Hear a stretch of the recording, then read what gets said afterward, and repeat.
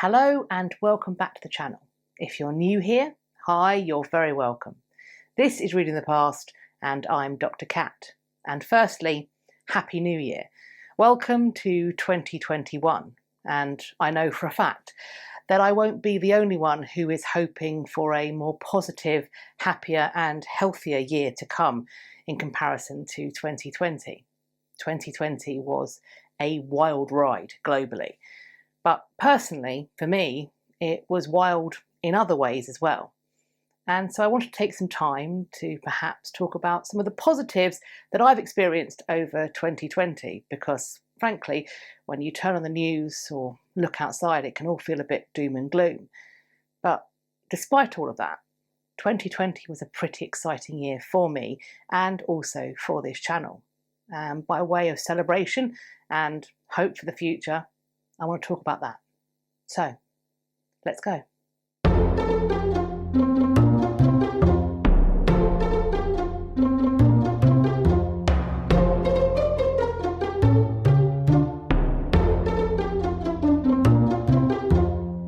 I'm sure that it won't be a surprise to many, if not all of you, that when I look back on 2020 now, and I'm sure for years to come, and think about the most exciting and meaningful things that happened to me as a person, this channel probably won't be top of the list.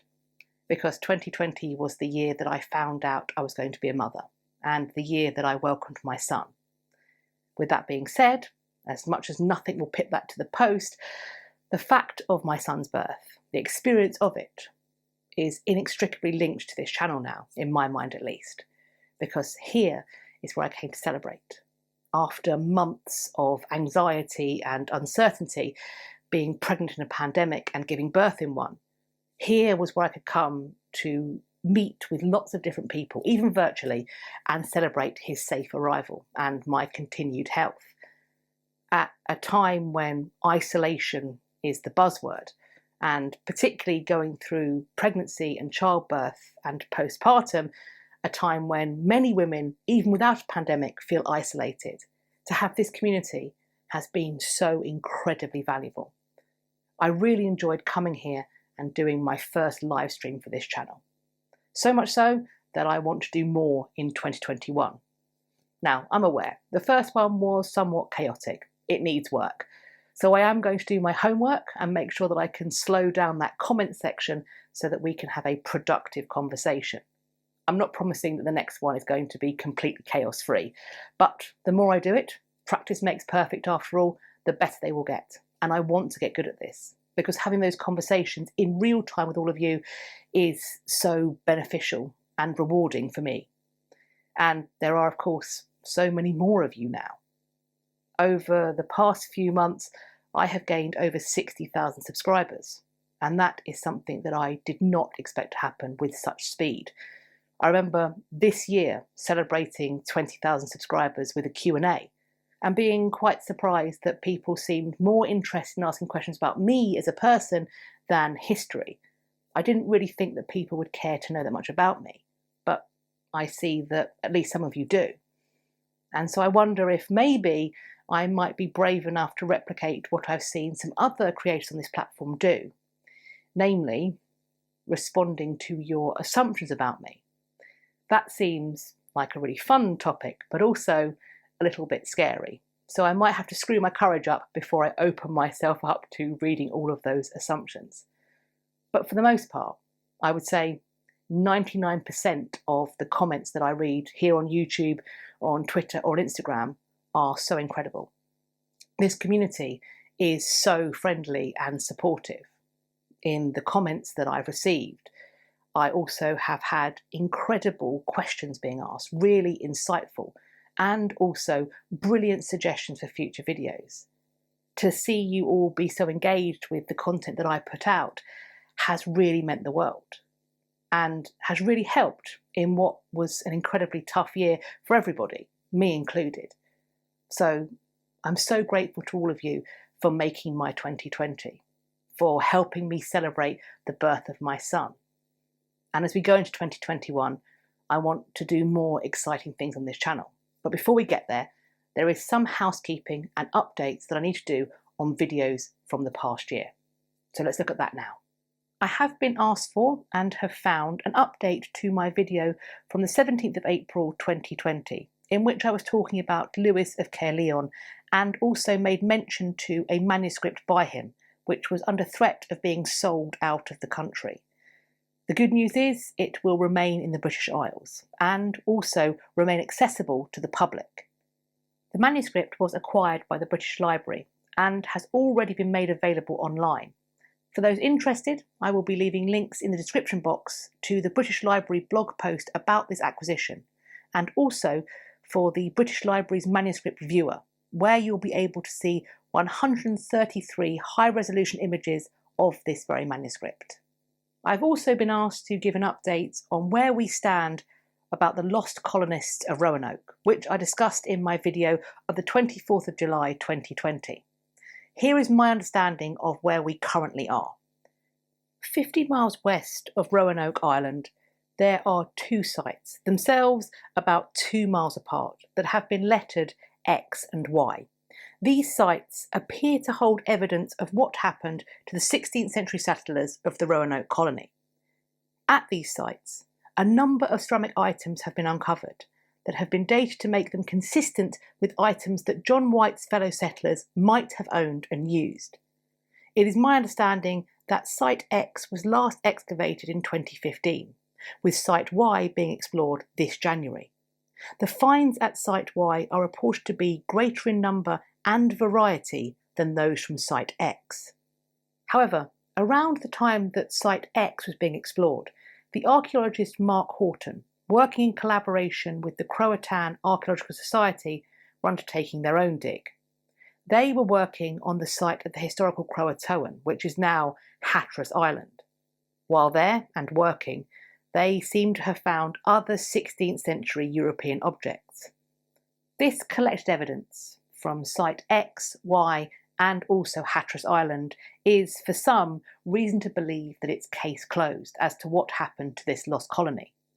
They believe that it is clear that John White's fellow settlers, who, as they awaited his return, may have feared themselves abandoned, decided to split up and join with local indigenous communities for support and safety. That in this they became camps of survivors. Other scholars have, however, raised their doubts and remain sceptical. They say that just because these items may have been brought and deposited by the 1587 group, it does not mean that they were. Some suggest that they may have been discarded by the later Jamestown traders. Nevertheless, there is something that counters this assertion as well, and that is the lack of London-made tobacco smoking pipes among the finds at Site X and Site Y. These London-made pipes would apparently have been common among those in the later Jamestown colony, but not at Roanoke. Jackie Pearce, who is a ceramics expert at the Museum of London, is quoted by National Geographic saying, "If any of the inhabitants of the lost colony smoked, then they would have used native pipes rather than London-made ones." Having looked across all of the evidence, the East Carolina University archaeologist Charles Ewan says, quote, "There is not enough data, but they should keep looking." I will certainly be keeping my ear to the ground as these finds are further assessed and presumably as more digs take place. Hopefully, 2021 might be the year we find out what happened to that lost colony. My last update is perhaps more of a retrospective looking forward. It's talking about the video that I was most proud of for 2020. And that is the one that I uploaded for the 4th of September 2020 on the Tower of London's Millennia of History. This was a requested topic that, frankly, I thought I was going to have to skip out on.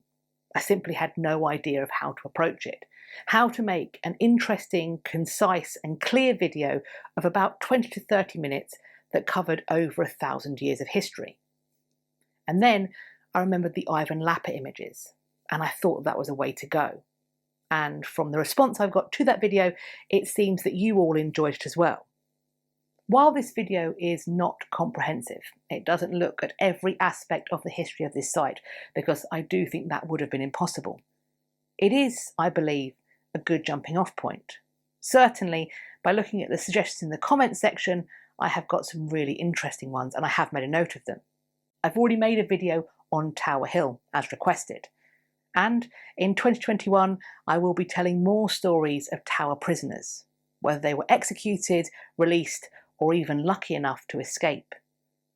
I've seen a lot of people asking for more information about the Tower's menagerie, and I will certainly be making that video. And also for me to talk about the Tower's ravens. I think there perhaps might be an argument to discuss the ravens as part of the menagerie. After all, they are animals that are kept at the Tower of London. But I think the ravens function somewhat differently, and they are such characters who are, of course, still there, unlike the rest of the menagerie. So in my mind, it makes more sense to make them as distinct videos. I do also have other ideas for videos to make for 2021 that are not specifically linked to the Tower of London. Having looked through my catalogue and also listened to your comments, I realise that I have been remiss, because not all of Henry's 6 wives have an individual representation on this channel. They haven't all got videos in their own right. I am missing videos on Jane Seymour and Catherine of Aragon, and that simply won't do. So I'll be seeking to remedy that as early as possible in 2021. Additionally, if possible, safe, legal, I would like to get out on location to film. I want to go to historic sites and tell the stories while there. Equally, I want to meet with people and do interviews. If it isn't safe, then perhaps we may have to resort to using Zoom as a stopgap. But I really enjoy talking to people about what history means to them. I would like to do some book reviews. I have done some in the past on this channel, and I'd like to do more. Of course, with a tiny human that wants to sit in my arms most of the day, I may have to figure out a way to review audiobooks, at least for the time being. Also, I'd like to give film and TV series a go. Perhaps a watch-along, perhaps I watch them and then review them. So do keep an eye on my community tab, because particularly for TV series, I'm going to select a couple of episodes and put polls up as to which one you want me to talk about. Because I think if I try and talk about a whole series, we might miss some of the really juicy bits. I think I need to look at episode by episode.